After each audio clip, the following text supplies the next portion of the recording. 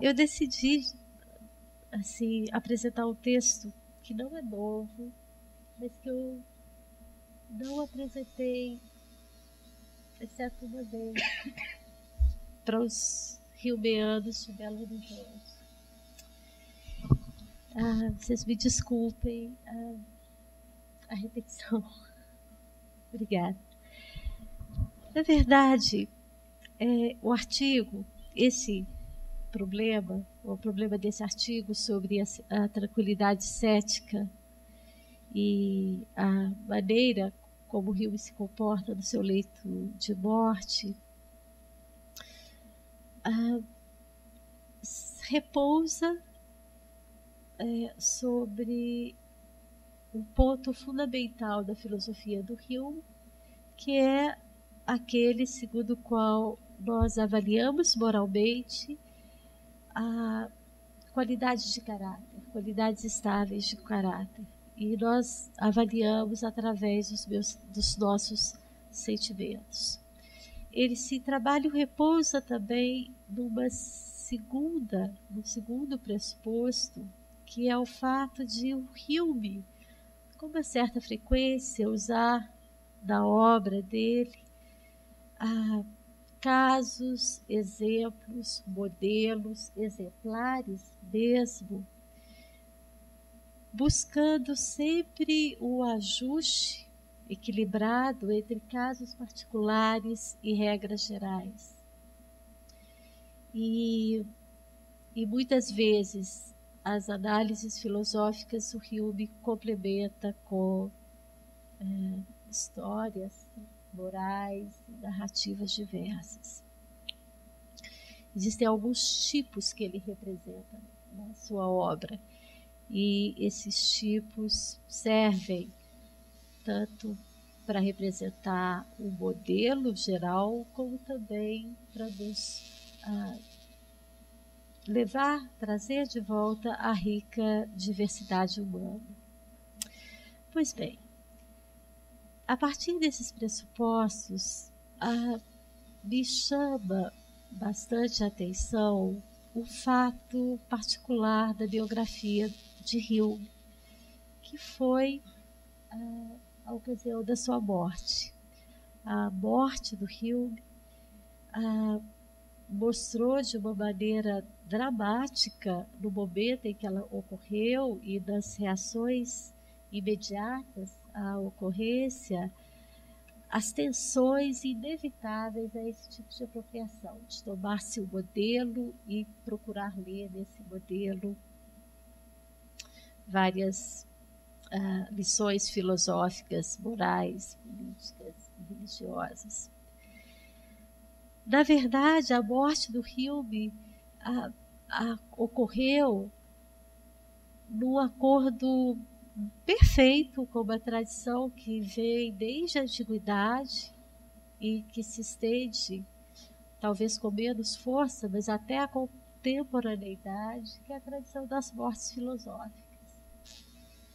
Um exemplo contemporâneo que eu posso dar é do Gilles Deleuze, que morreu filosoficamente.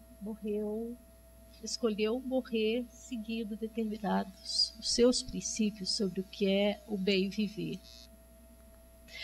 Isso foi muito forte nos antigos, a começar certamente pelo Sócrates, e na modernidade ganhou um sentido bastante específico, bastante peculiar. No caso do Hume, e que o Hume representa muito bem, no seu caso, a morte é o acontecimento moral, e a morte também satisfaz a paixão da curiosidade. Os conterrâneos dele reagiram com bastante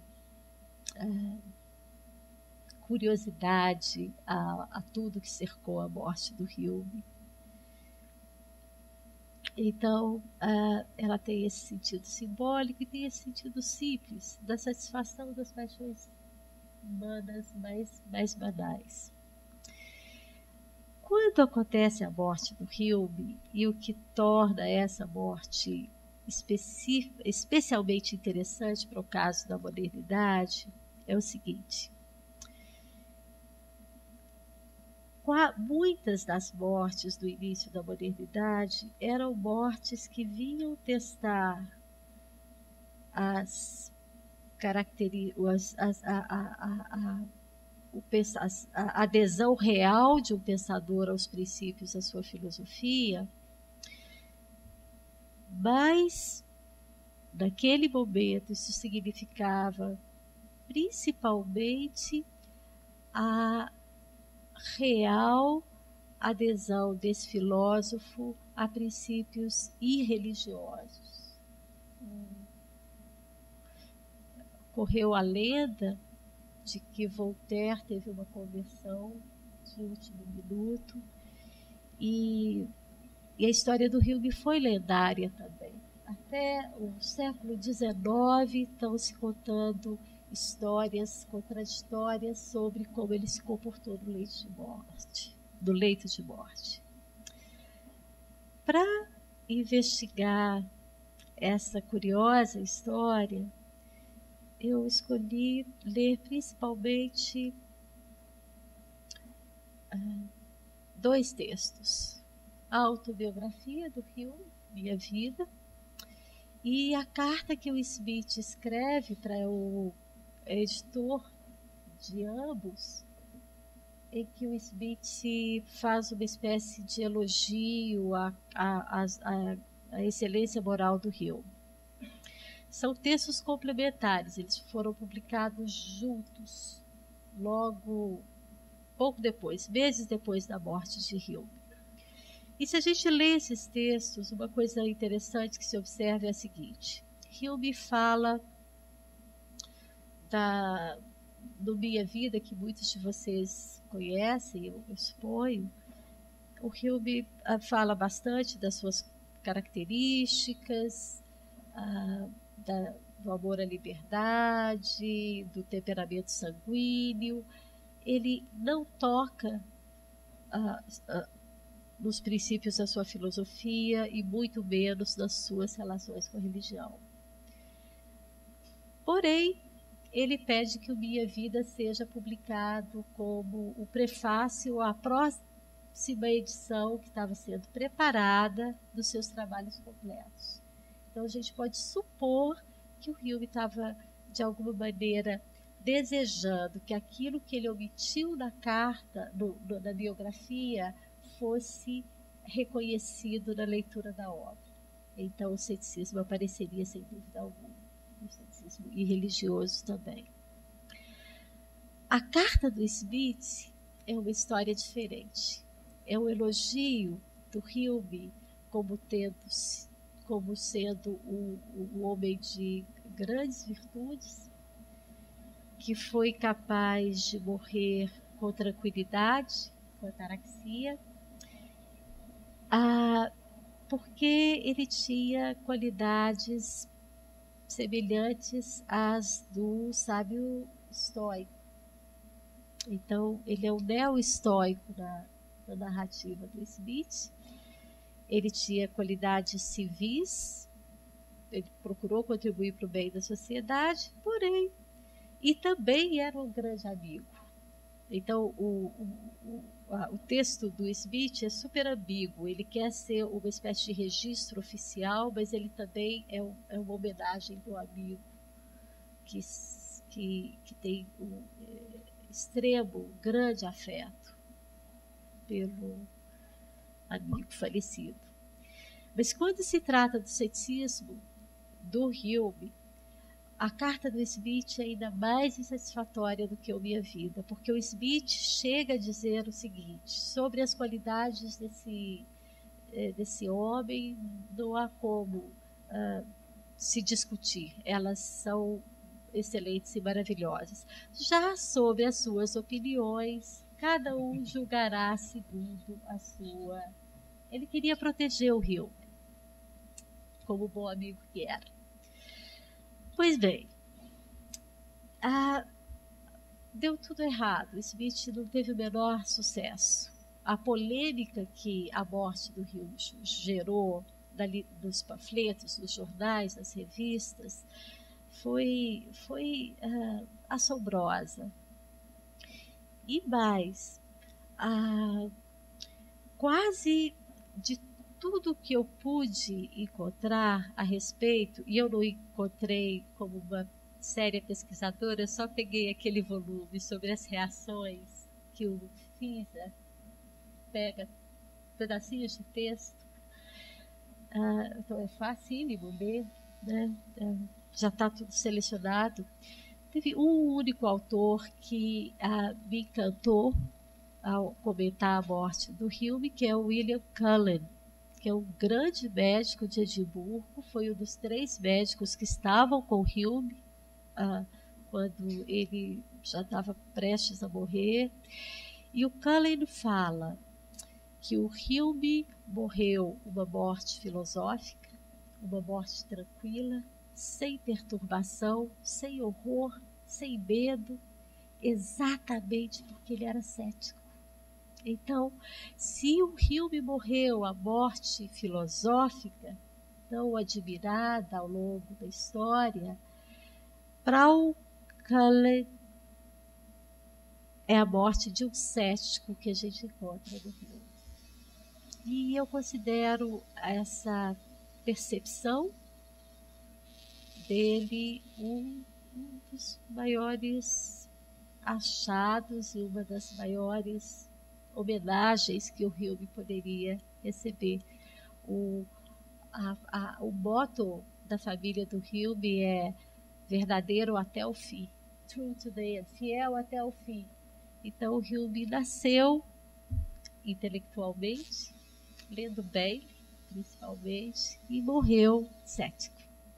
E é isso que eu tento mostrar desse artigo sobre a morte do Hume. Muitas pessoas escreveram sobre isso. Alguns falam, o Mosner, por exemplo, fala que o Minha Vida é uma espécie de manifesto. O Jerome Christensen fala que o Hume morreu como o homem de letras do iluminismo, ou como o homem econômico moderno. O Donald Sieber fala que o Minha Vida vem validar o caráter do Hume como sendo um homem de sentimento, acima de tudo, e que o que há de antirreligioso no Minha Vida é o fato de o relato ser um relato do qual a providência não aparece de jeito nenhum. A vida dele não tem nada das determinações providenciais. O Stephen Miller, que tem um livro interessantíssimo sobre várias mortes daquela época, fala que o Hume quis morrer, mostrar que ele estava feliz e tranquilo, que o pagão poderia morrer feliz e tranquilo, mas que quando ele faz isso, o projeto já está datado, porque o Hume, por ocasião da morte, é alguém que está mais preocupado com o patriotismo radical do que com o entusiasmo religioso. Bom, então, o Hume aparece para alguns como ativista, filósofo, fazedor de mitos, autor de si mesmo, homem de sentimentos, um pagão feliz, homem econômico, homem público, amigo virtuoso. As reconstruções são inúmeras.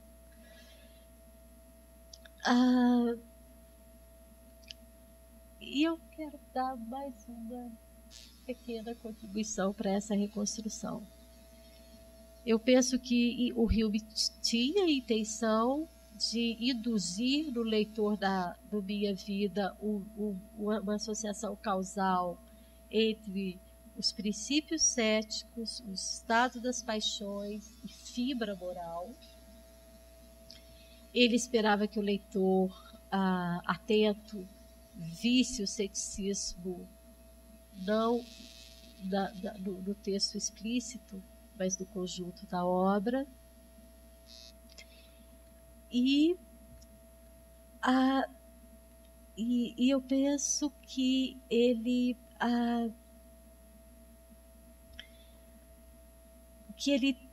mostra no Minha Vida e depois no seu testamento algo extraordinário sobre o cético, que é o seguinte: o cético morre bem.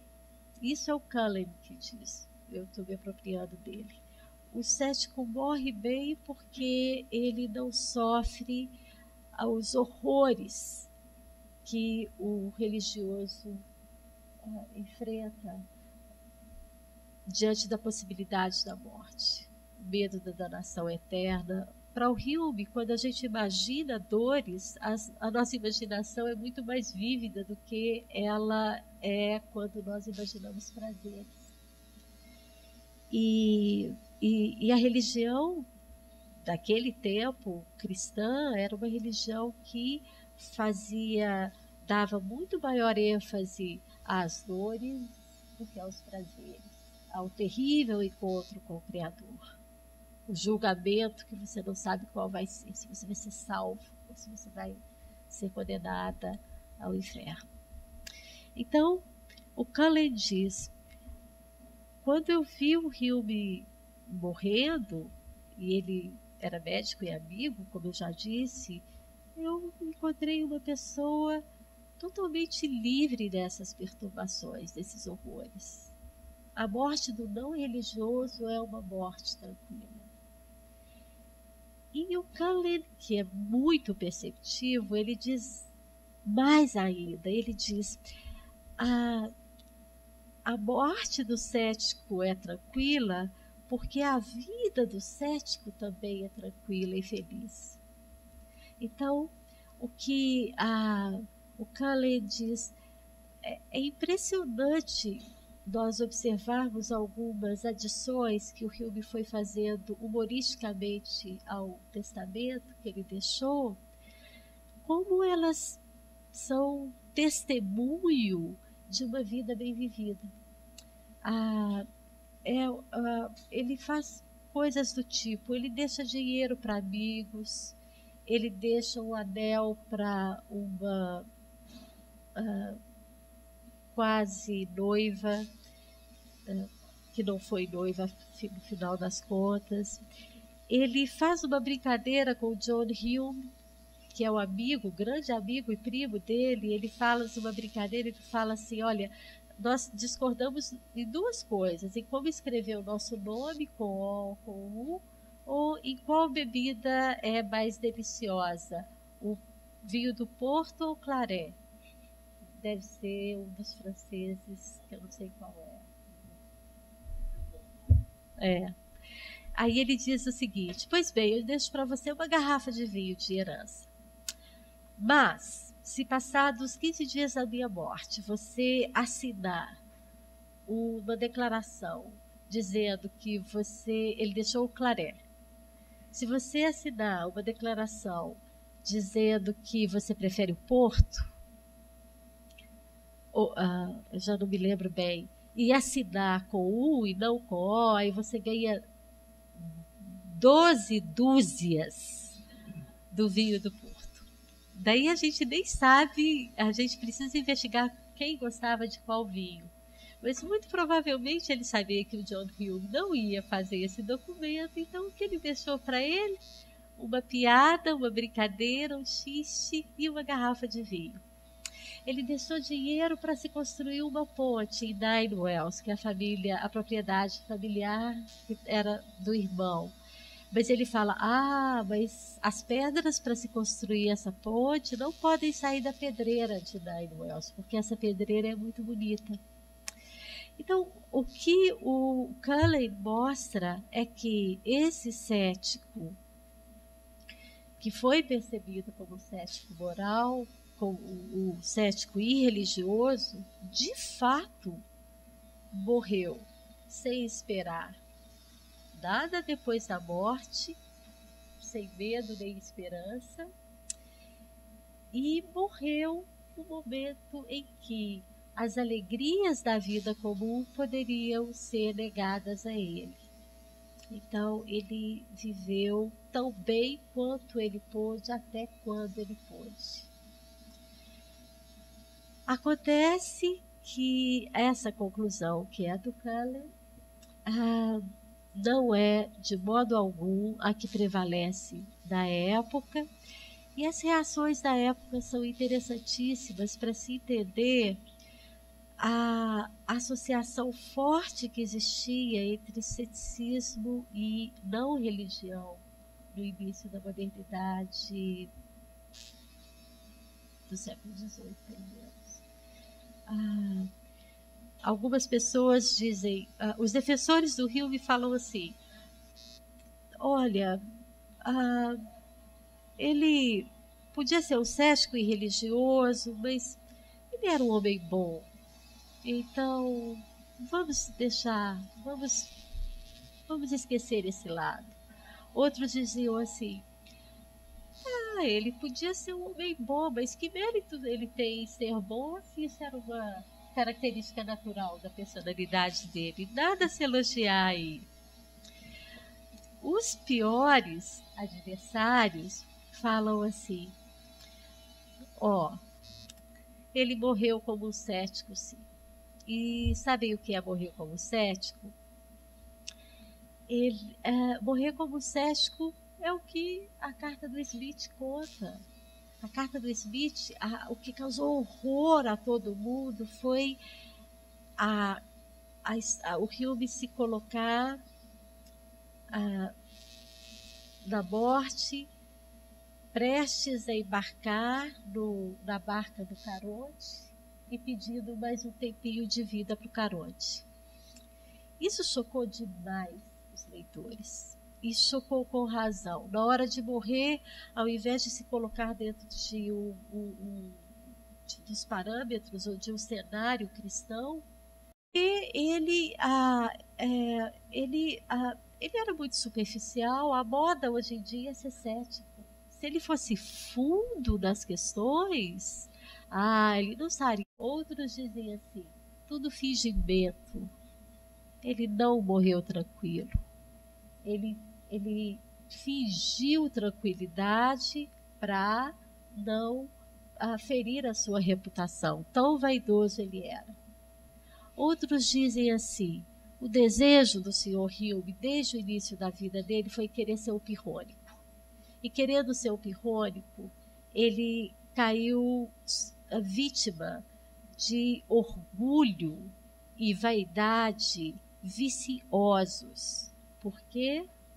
Porque antes de a verdade ser revelada, você podia ser cético. Mas depois da revelação, não há mais a possibilidade de se viver essa fantasia pirrônica. Você tem que aceitar a verdade. Não é possível mais ser cético. Se você não aceita a verdade, como fez o Hume, bom, você é uma pessoa extremamente incapaz, extremamente iludida. E, na verdade, o que se pode dizer é que você é vítima do vício, do orgulho, da vaidade, que são aqueles piores que alguém poderia ter.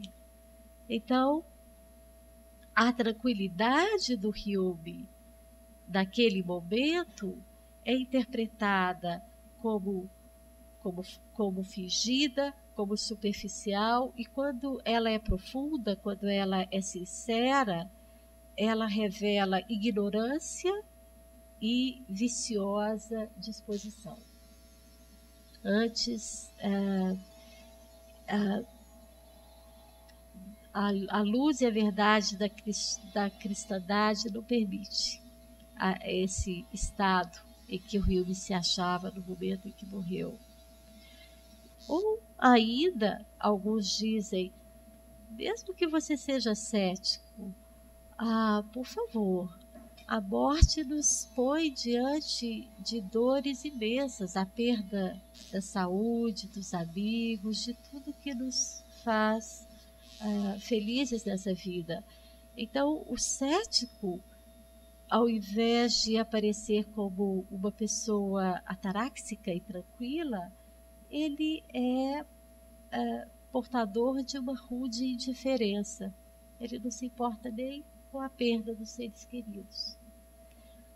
Então, realmente, os ataques, quando o Smith tenta salvar o Hume, falando das excelentes qualidades dele, das suas excelentes qualidades, ele abre as comportas para ataques virulentos e ataques que transformam o que poderia aparecer como uma morte filosófica de um homem bom, pelo menos, na morte de um grande tolo.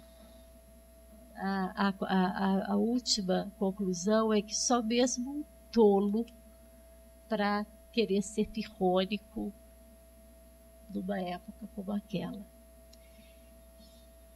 E depois disso tudo, veio William Cullen dizendo que nada disso. E ele segue princípios humeanos. O que Hume acha que as crenças têm o efeito da conduta e do caráter. Então, a gente pode concluir com o Hume, com o Cullen, que a crença ou a ausência de determinadas crenças não vai ser indiferente da vida e da conduta desse personagem que é o Hume. Além disso, o Hume diz no ensaio sobre suicídio que alguns dos estados de miséria mais odiosos da humanidade só podem ser curados pela filosofia. Os erros da superstição precisam da filosofia para serem curados. Então, essas duas notas fazem-nos crer que, apesar de a gente ter no Hume uma pessoa dotada de inclinações naturalmente amáveis, adoráveis mesmo, nós temos também nele, e da maneira como ele se conduziu na vida e na morte, o filósofo que acreditava nas consequências da filosofia. E a filosofia, em cujas consequências ele pensava e cujas consequências ele procurou provocar, é a filosofia cética. Cética, aqui religiosa, a gente pode pensar em cética em vários outros sentidos também. Mas ele pensa, bem, o ceticismo nos livra de várias perturbações e nos cura de alguns dos piores males que podem arruinar a vida humana. E então era só isso que eu queria dizer. Foi delicioso descobrir o Cullen e talvez ele tenha sido quem, para nós que adoramos Hume, melhor compreendeu a morte, que valorizou a pessoa e o filósofo, ambos admiráveis. Obrigada.